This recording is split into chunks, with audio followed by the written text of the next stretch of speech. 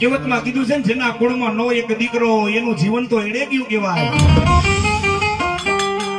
આંગણામાં રમવા વાળો ન હોય ને, રૂપિયો માગનારો ન હોય ને, હાડીનો ઝાલનારો ન હોય ને, હે બાપેનું જીવન તો એડે ગયું કહેવાય.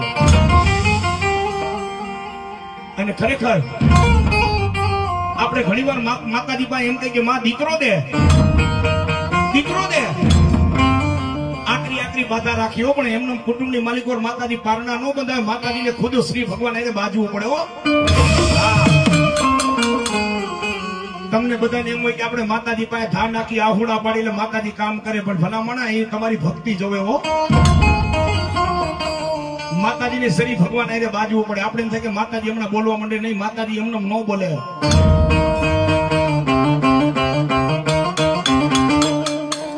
જેમ વકીલની માથે સુપ્રીમ કોર્ટ હોય ને, એમ માતાજી માથે એનો શ્રી ભગવાન છે હો.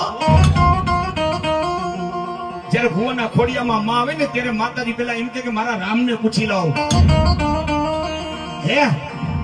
અને જયારે આસુડાય બે પ્રકારના પડે હો. જાડેજા પરિવાર સુખ ના પડે ને દુઃખ ના પડે.